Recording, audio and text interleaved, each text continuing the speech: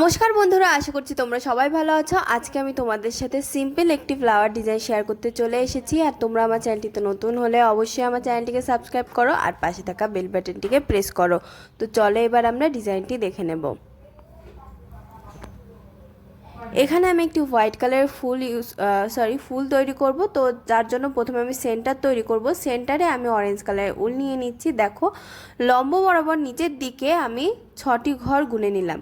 6টি ঘর গুনে নিয়ে একটি ফোর তুললাম। আবার সাইডের দিকে 3টে ঘর, 2 3, এখানেও কিন্তু 6টি ঘর নিয়ে আমি লাইন তৈরি করছি। দেখো 3টে ঘর, আবার এই সাইডে আমি 3টে ঘর যাব। দেখো কৌণিক বরাবর কিন্তু 3 নম্বর ঘরে গেছে। তো এইভাবে করে আমি একটি প্লাস চিহ্ন তৈরি করলাম। আবার দেখো এখানে কৌণিক বরাবরের থেকে কৌণিক বরাবর গেলে যে সেন্টারটি তৈরি হয় তার নিচের ঘর থেকে আমি অপর সাইডের কৌণিক বরাবর যে সেন্টারটি তৈরি হয় তার নিচের ঘর পর্যন্ত এভাবে করে ক্রস চিহ্ন তৈরি করে নিলাম। তো এইভাবে সেন্টারটি তৈরি করলাম। এবার আমি হোয়াইট কালার উল নিয়ে নিচ্ছি। এখানে দেখো 6টি ঘর গুনে নিয়ে আমি এখানে একটি ফোর তৈরি করে নিচ্ছি।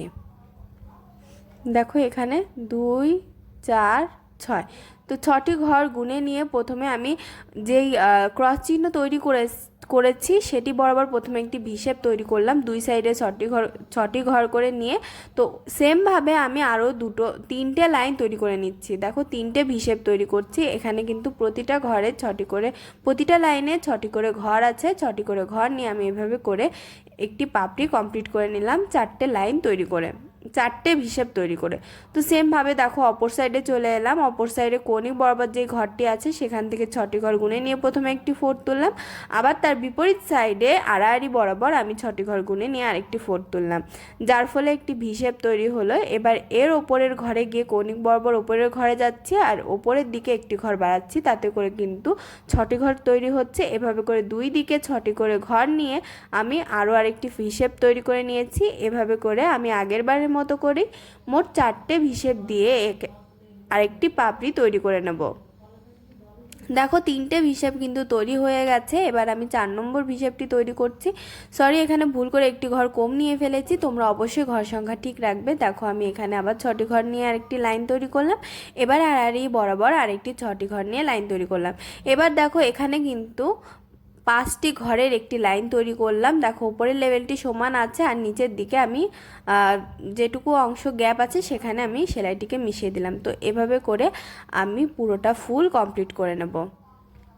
দেখো পুরোটা ফুল কমপ্লিট করে নেওয়ার পরে আমি একটি টিয়া রঙের উল নিয়ে নিচ্ছি। সেন্টার থেকে আমি নিচের দিকে যেটুকু আছে পাপড়িতে, দেখো যেখানে লেভেল সমান রেখেছি সেখানে আমি প্রথমে একটা স্টিচ দিলাম। তোমরা এখানে 3টে স্টিচ যদি দাও তাহলে ভালো হবে, কারণ আমি এটা এখানে একটি স্টিচ দিয়েছি, পরে আমি 3টে স্টিচ দিয়ে নেব।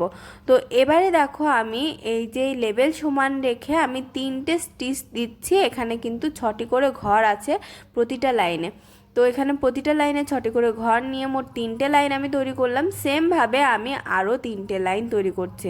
তো এভাবে করে দুটো শাড়ি তৈরি করার পরে আমি আরেক শাড়ি 3টে লাইনের সেলাই করে নেব। দেখো এখানেও 6টি ঘর গুনে নিয়ে আমি আরেকটি লাইন তৈরি করে নিচ্ছি।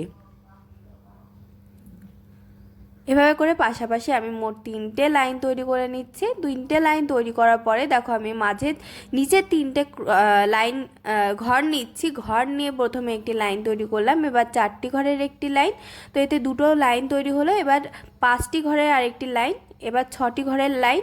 তো 6টি ঘরের লাইন তৈরি করার সময় 4টে লাইন তৈরি হবে। এবার 7টি ঘরের লাইন, 5টি লাইন যখন আমি তৈরি করব এভাবে নিচের দিকে লেভেল সমান রেখে আর উপরের দিকে একটি করে ঘর বাড়িয়ে, তারপরে 6 নম্বর থেকে দেখো আমি নিচের দিকে একটি করে ঘর কমাচ্ছি আর উপরের দিকে লেভেল সমান রাখছি। তো 5টি লাইন তৈরি করার পর কিন্তু তোমরা নিচের দিকে লেভেল কমাতে থাকবে আর উপরের দিকে লেভেল সমান করবে। এভাবে করে যখন দুটো ঘর নিয়ে একটি লাইন তৈরি করবে তখন কিন্তু এই পাপড়িটি কমপ্লিট হয়ে যাবে। এবার আমি সেম পাপড়ি দেখো আরেকটি তৈরি করে নিয়েছি। তো ডিজাইনটি খুবই সিম্পল ছিল। আর ডিজাইনটি তোমাদের কেমন লেগেছে কমেন্ট বক্সে জানাতে ভুলবে না। আর ভিডিওটি ভালো লাগলে লাইক শেয়ার করবে এবং অবশ্যই আমার চ্যানেলটিকে সাবস্ক্রাইব করবে।